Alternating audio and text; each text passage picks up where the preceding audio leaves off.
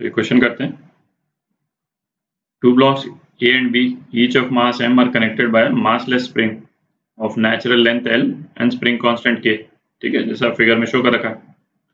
अच्छा, blocks are initially resting on a smooth horizontal floor, frictionless floor है।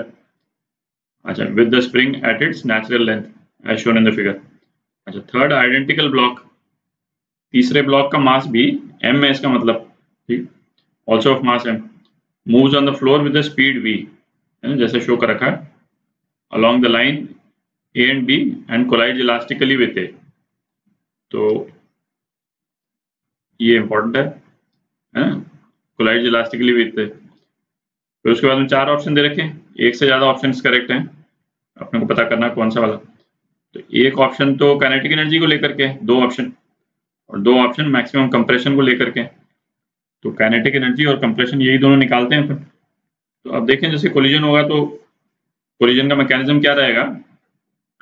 ये तीनों ब्लॉक्स का मास जो है वो सेम है ना, तीनों आइडेंटिकल ब्लॉक्स हैं। तो आइडेंटिकल ब्लॉक्स जब इलास्टिक कोलिजन करते हैं तो उसमें क्या होता है वो तो अपन देख चुके हैं पहले, वेलोसिटी एक्सचेंज हो जाती है। ठीक है, मतलब ये तो अपन देख चुके हैं कि भाई यदि ये ब्लॉक मास m है और कोई दूसरा ब्लॉक भी मास m है,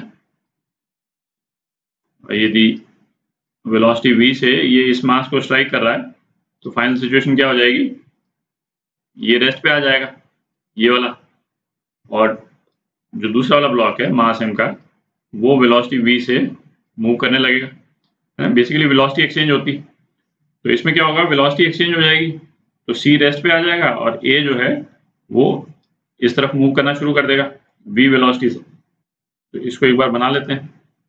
तो कोलिजन के जस्ट बाद में सिचुएशन क्या हो जाएगी, c तो रेस्ट पे आ गया, ठीक है, c रेस्ट पे आ गया, और a जो है इमीडिएटली बाद जो है वो v वेलोसिटी से इधर मूव करना शुरू कर देगा। ठीक है,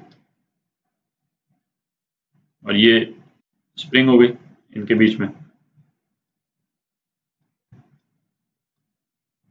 ये ब्लॉक बी।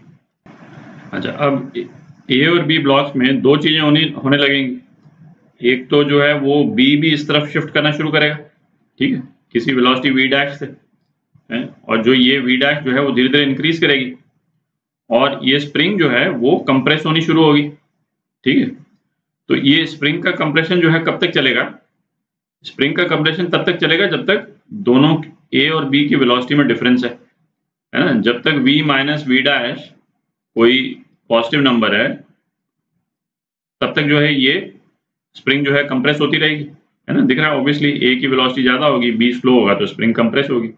और इस स्प्रिंग का कंप्रेशन कब तक चलता रहेगा, जब तक दोनों की वेलोसिटीज जो है वो एग्जैक्टली सेम ना हो जाए। जब v is equal to V dash हो जाएगा, इसका मतलब maximum compression of spring, maximum compression of spring. ठीक, तो इस वाली वेलोसिटी को अपन vf बोल देते हैं, जो कि कॉमन वेलोसिटी है दोनों की। ठीक, अच्छा, एग्जैक्टली सेम प्रिंसिपल अपन ने कोलिजन का जो फर्स्ट वीडियो किया था तो वहां पे भी डिस्कस अपन कर चुके हैं। ठीक है, आप चाहे तो उसको भी एक बार जाकर के देख सकते हैं दोबारा। तो ये मतलब बिना स्प्रिंग के भी कोलिजन हो तो मैकेनिज्म सेम ही रहता है माइक्रो लेवल पे। ठीक है, तो अब करते हैं क्वेश्चन। तो अपन यहाँ पे सिस्टम में तीनों ब्लॉक्स को सिस्टम ले लेते हैं, ठीक है, और तो इन तीनों ब्लॉक्स पे एक्स डायरेक्शन पे कोई फोर्स एक्ट नहीं कर रहा, तो एक्सटर्नल फोर्स एक्स डायरेक्शन में 0 है, तो मोमेंटम कंजर्व रहेगा। ठीक है, तो अब ए बी वाला सिस्टम देखते हैं। तो इनका इनिशियल मोमेंटम क्या था, केवल ए के पास वेलोसिटी थी, बी की वेलोसिटी तो 0 थी कोलिजन के जस्ट बाद।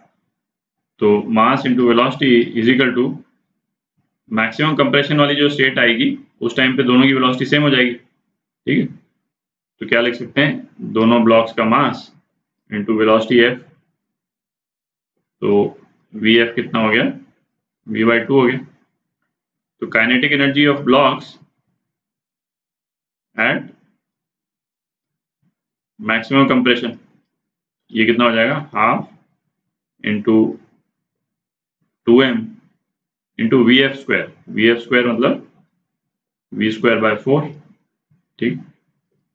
तो ये कितना आ गया, एम वी स्क्वायर बाय 4। एक तो बी वाला ऑप्शन करेक्ट है। Kinetic energy at maximum compression जो है वो इतनी है। अच्छा, कंप्रेशन कितना होगा उसको निकाल लेते हैं। कोलिजन जो है इलास्टिक है, इसका मतलब एनर्जी कंजर्व्ड है, ठीक है। तो इनिशियल एनर्जी कितनी होगी, काइनेटिक एनर्जी में है केवल initial energy, half M V square is equal to maximum compression हो जाएगा, तो कुछ एनर्जी तो स्प्रिंग में चली जाएगी, हाफ के एक्स स्क्वायर, प्लस जो काइनेटिक एनर्जी है ए और बी की वो अपन निकाल ही चुके हैं, M V square by 4, M V square by 4 है ना, यहाँ से ले लिया अपन, यहाँ से ले लिया। तो इससे हमारा मैक्सिमम कंप्रेशन निकल जाएगा, एक्स जो है वो कितना आता है, V under root M by 2k, ठीक है। ये मैक्सिमम कंप्रेशन हो गया, तो ये आपका आंसर हो गया। तो दूसरा ऑप्शन जो करेक्ट है कौन सा है, डी।